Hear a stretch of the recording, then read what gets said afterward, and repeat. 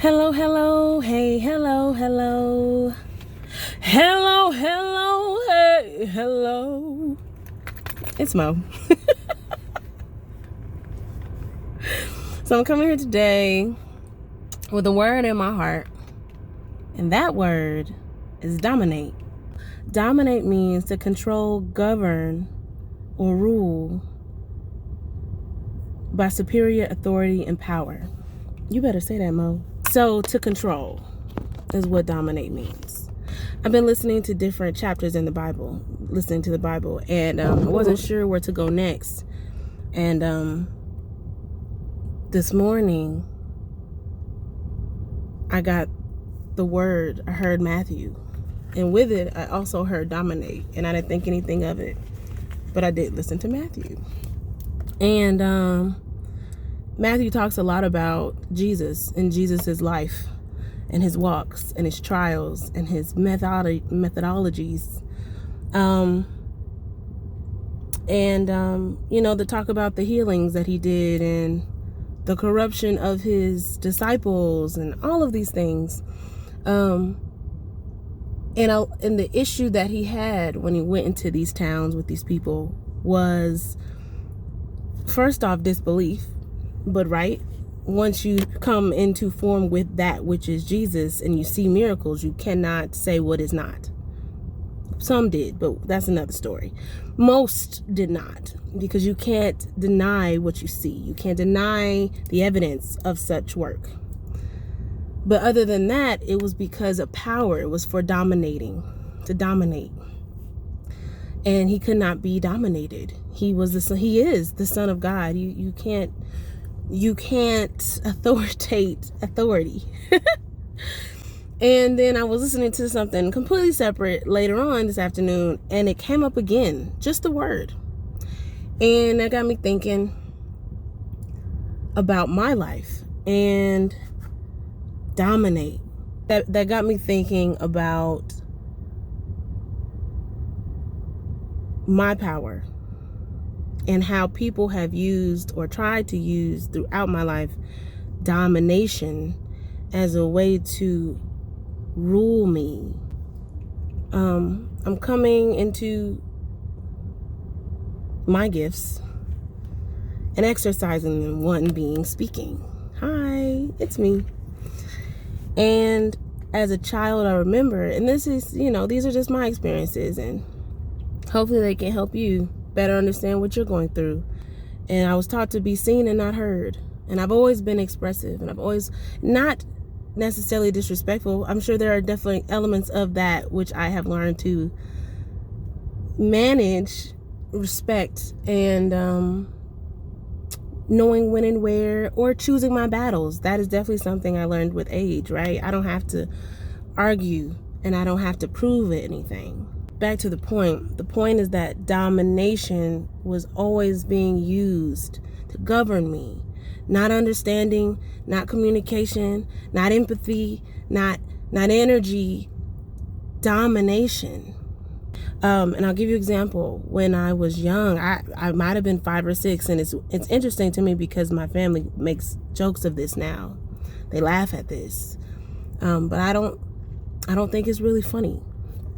Again, my father was very authoritative, and I'm not exactly sure what I did. I don't know what I said. From what I know, I was always told I wanted the last word. That's what I remember in my childhood. You always wanted the last word. And so I felt like my father took it upon himself to show, I'm going to get the last word. You're going to hear me. I'm going to speak. He wanted to dominate me so bad, to my core. So in this situation, I believe we were driving somewhere. I don't know. We traveled a lot because he was a minister. He is a minister. And we travel on weekends to different churches, and on top of track and all the things that we did. And so I just feel like I was always in the car. Here I am. And we're in the car, and I don't know what happened, but he went back and he hit me. And I didn't say anything. And he hit me again. And then either that or we got out the car. At some point, he just kept beating me, is the point. He kept beating me. And the thing is I didn't say anything. And I wouldn't cry. And again, I was 5 or 6. I couldn't have been older than 6.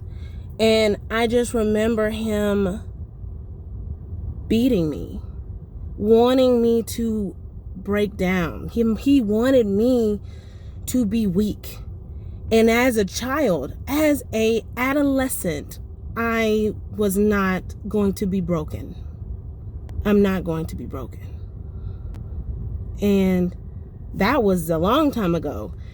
And sometimes, it kind of goes in and out of my mind. And a couple months ago, my mom and my sister brought it back up. And again, it was kind of like a joke.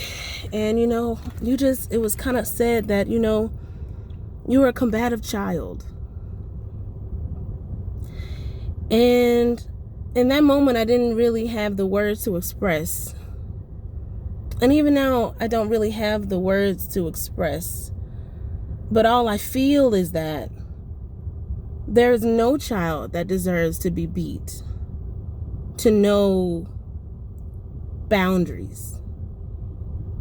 I don't believe, I guess I should stay relevant to me, but I think that's a general understanding that a 5 or 6-year-old has any power to make you feel small, or to make an adult man or woman, for that matter, feel inadequate or lack or self-conscious or insecure. And for some reason, there was something in me that did, and maybe still does. Dominate still comes to my spirit. It just reminded me that even then, I would not allow myself to be dominated. And I would not allow myself to break.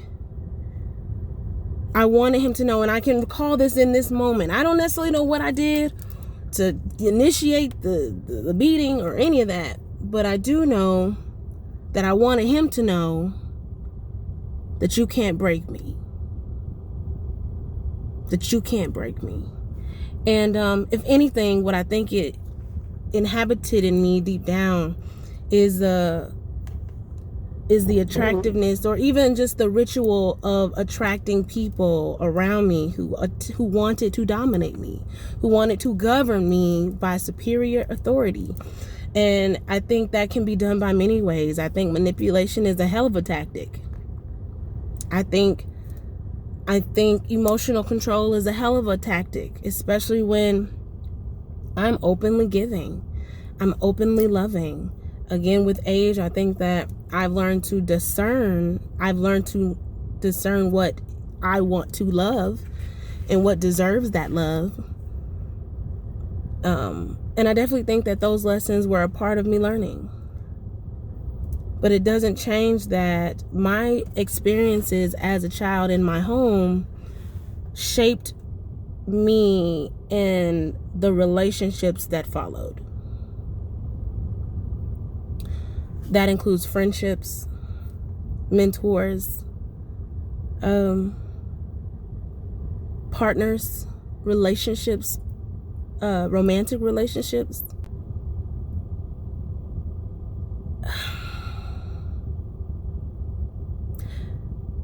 I think I feel like as a empathetic person, I connect to people emotionally, and I see things and feel things because I can relate to those feelings. And so there's understanding. And where I see understanding, there are others, the people who want to dominate, see that again as a weakness, as easily to take advantage or to use. And I take, accountability for allowing those circumstances to come in, because when I saw those things and I noticed them, and instead of saying, I don't want to be bothered with that, I said, I'm going to give them the benefit of the doubt. I'm going to give them the benefit of the doubt. I'm going to take this off. Let me talk to y'all. I'm going to give them the benefit of the doubt. And I'm going to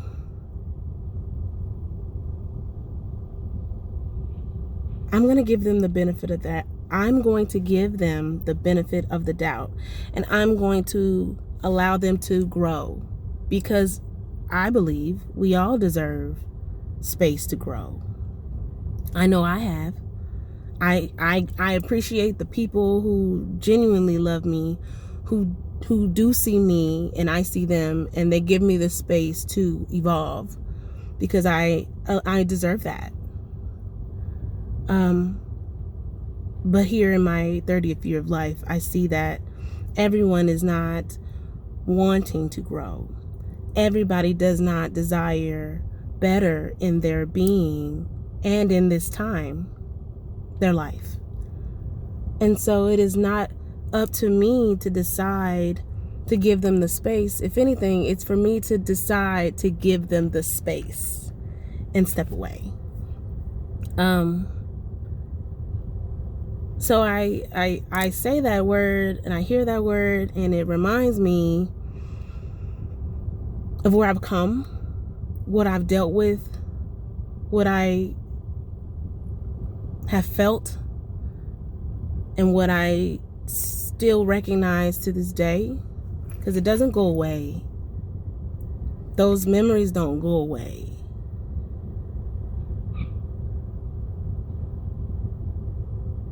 But when I give them the time, when I allow myself to heal and I open myself up to those lessons, when I don't try to cover it up with substances and people and places and things, I allow myself to open up to it. And in that opening up, I see its relevance. And its relevance was to teach me boundaries.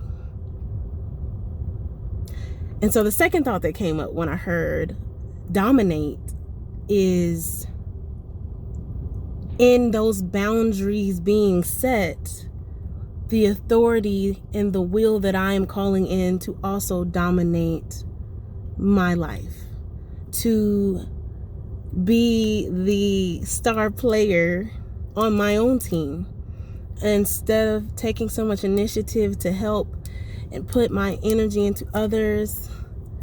I am putting my energy into myself, and it, as a result, will allow me to govern and rule with authority in my own life. Because God gives me that authority. That is a God-given authority that I can't dictate, or I don't want to. I don't want to dictate anybody else's authority. I don't want to dictate how you use your ability and how you choose to heal. I don't want to. Not anymore. And honestly, if you don't, it's not my business. But I do have authority over me, and I reclaim that authority. And so with this word, dominate, today, I encourage you all to sit with it. I want to say meditate. You know, everybody don't want to meditate, and that's inconvenient for you. But I encourage you to meditate on the word. And meditate don't have to just mean humming and hooing and hawing. That could just be you taking a sit by the window. That could be you having a sandwich in the food court by yourself. That could be having some wine on your patio. I encourage you to spend alone time with that word and feel how it impacts you. What does it bring up for you? And don't hide from that. Don't run from that feeling. I encourage you to sit with the feelings. Sit with the feelings and allow them to unfold and see where it takes you, so that you may also have the authority in your life to dominate, and see where that word holds weight in your heart. Maybe weight you want to let go in your heart. All that. But that's it for me. I hope you guys have a great day. And I will be back again. Bye. Bye. Yes, ma'am.